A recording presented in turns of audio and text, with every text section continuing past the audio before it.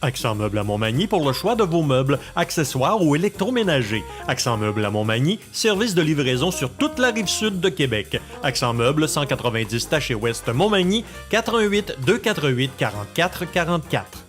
La chronique économique. Une présentation des services financiers Raymond Sanson, 118 Avenue de la Gare, Montmagny. 418 248 3583. Alors, c'est notre chronique économique du lundi avec notre chroniqueur, M. Raymond Sanson. Salut! Comment ça va? Ça va bien? Bon. Oui. Alors, c'est le mois de mai. Oui, le mois de Marie. Oui. On en parlait tantôt. On l'a chanté d'ailleurs hors des ondes. On va vous éviter ça ce matin. Ce que j'apprends ce matin, c'est qu'on fait le ménage. Oui. Alors, ce matin, il y a encore des personnes qui font du grand ménage du printemps, qu'on appelait. Tu sais, on enlève toutes les poussières puis les choses qui sont accumulées pendant l'hiver à cause des systèmes de chauffage. Alors, ce matin, j'ai décidé d'embarquer là-dedans un petit peu puis d'inviter les gens. Mais ça touche toujours le monde économique, là. Rassurez-vous, là, je ne suis pas rendu morphologue ni un sexiologue. Je veux simplement rappeler aux gens que c'est peut-être une belle occasion pour aller fouiller dans ces papiers et aller revoir nos documents. Combien parmi vous, téléspectateurs et auditeurs, avez vérifié récemment vos documents comme le testament, comme le mandat d'inaptitude? Vous pensez que tout est correct? Allez donc vérifier. Ce sera une belle opportunité pour faire le ménage là-dedans, puis peut-être revoir. La vie roule à un rythme effarant et les événements se succèdent. Les événements changent. Il y a des choses qui ont changé dans vos vies dans la dernière année, puis vous pensez que c'est sans importance pour ce qui a pu se passer au niveau de vos documents. Bien, moi, je vous dis, prenez le temps d'aller revérifier ça. Autre point.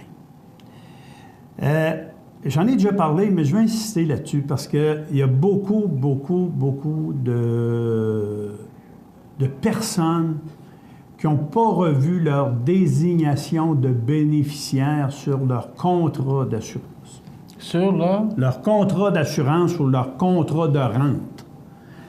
Tu sais, la désignation d'un bénéficiaire, c'est important.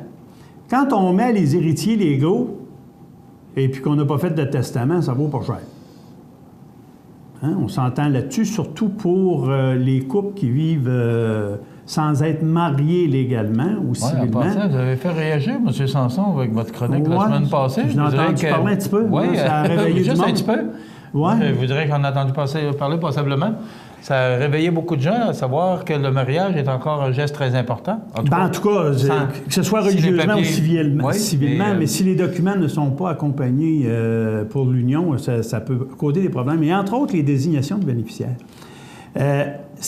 Quand on met héritiers légaux là, sur le bas d'un contrat d'assurance, d'un contrat de rente ou d'une désignation sur votre assurance collective à votre travail, alors, parce qu'il y a des possibilités énormes là, au niveau des désignations de bénéficiaires, que ce soit au travail, que ce soit à la maison sur le plan personnel, tous vos contrats comportent des désignations de bénéficiaires. Et c'est des choix. Vous pouvez mettre héritiers légaux, il n'y a pas de problème.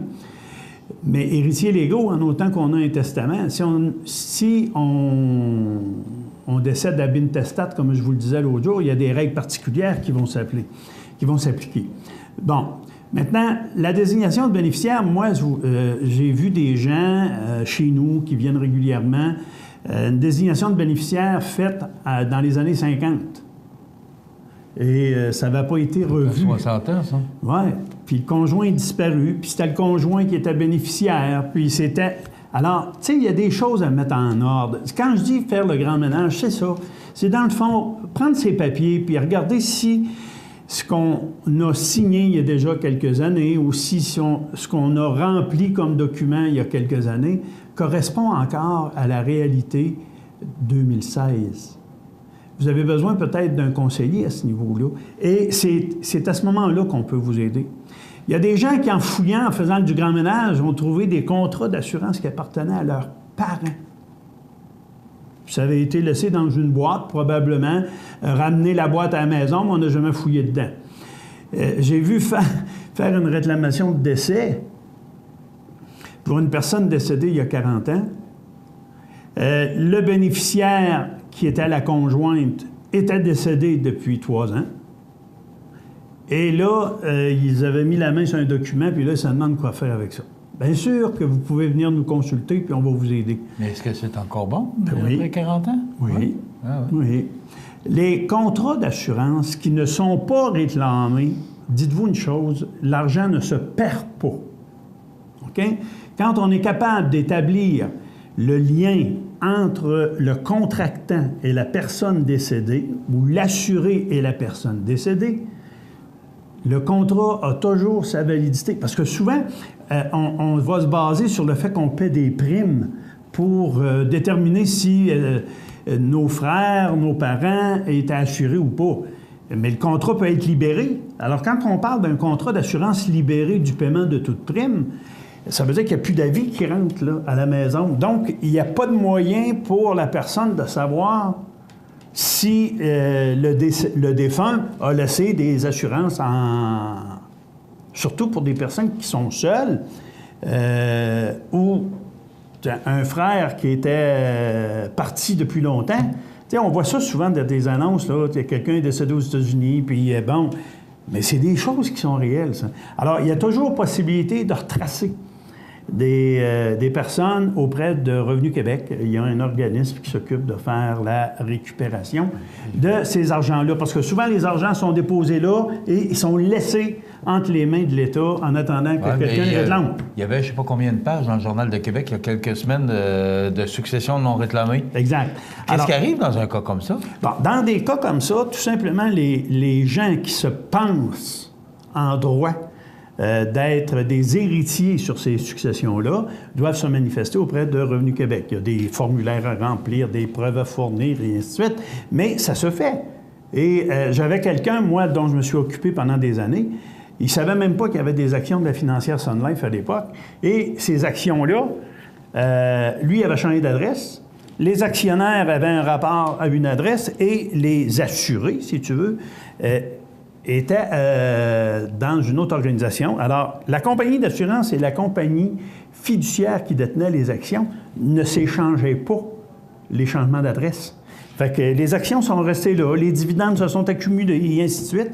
Puis à un moment donné, oups, on découvre, en fouillant dans les papiers, effectivement, grand ménage, que cette personne-là détenait des actions de la financière Sun Life. Donc, on a fait des recherches. On s'est retrouvé à Revenu Québec. Les certificats d'action avaient été déposés là et les dividendes étaient engrangés à tous les trimestres. On a pu récupérer ces argents-là. Alors, quand je parle de faire grand ménage, c'est ça. Et en même temps, vous allez voir, dans les prochains jours, les prochaines semaines, plusieurs d'entre vous, et je m'adresse aux plus jeunes à ce moment-là, les couples, vous allez avoir renégocié votre hypothèque.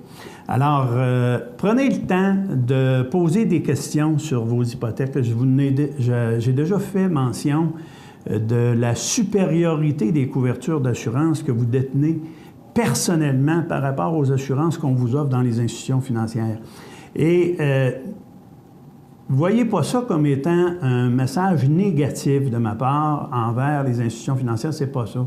C'est simplement comparer des produits et vous verrez avec les conseils qu'on peut vous donner qu'il y a une énorme différence et surtout sur la définition des termes, mais une énorme différence financière au bout de la course. Et ça, je pense que ça vaut la peine de prendre le temps et d'enlever quelques poussières sur ces items. En passant, nous aurons de suite de la chronique de M. Sanson qui aura lieu à compter de demain matin. Ça va être le droit notarial. Donc, on va parler justement, et comme je vous parle de réaction, bien justement, quand on a parlé de mariage hier, la semaine passée, toutes les causes qui peuvent se produire, bien, Maître Nathalie Dubé sera sur nos ondes demain, à compter de demain, une nouvelle chronique qui prend l'antenne. Alors, on aura un peu de suite à ce qu'on discute le lundi. Moi, je suis un allumeur. Je m'attribue pas toutes les compétences légales, mais je veux juste vous dire que j'éveille, je suis un gars qui dérange. Je pose des questions. Et si vous n'avez pas la réponse, ça veut dire que j'ai posé une bonne question. On n'aura probablement la réponse avec Nathalie Dubé de PME Internetaire à compter de demain. Raymond, quelques secondes, Marc-Antoine, pour demander à Raymond pour l'impôt. C'est la dernière journée? Dernière journée, aujourd'hui, minuit, ce soir. Il faut que vos déclarations d'impôt puissent être timbrées, c'est-à-dire... C'était pas le 30 avril? 30 avril, parce qu'il tombait une fin de semaine. Alors, on donne la journée du lundi. Il y a encore des gens qui n'ont pas envoyé leur rapport d'impôt aujourd'hui? Oui, c'est possible. Et ceux à qui on doit de l'argent, c'est moins pire. Oui, OK. Mais si nous autres, ceux qui en tirent, ils vont probablement envoyer très tôt. Oui, mais il y a, parmi les retardataires, il y a au-delà de 35 des retardataires, c'est des gens qui vont recevoir des chèques. Et en tout cas, c'est comme le reste. Il y en a qui prennent plus de temps à comprendre que d'autres. Il y en a qui ont plus les moyens aussi, peut-être. Ils peuvent financer ça. Alors, il n'y a pas de trouble. Merci, Raymond Sanson. Bienvenue. À la semaine prochaine. Chronique économique avec les services financiers, Raymond Sanson à Montmagny de 88 35 83.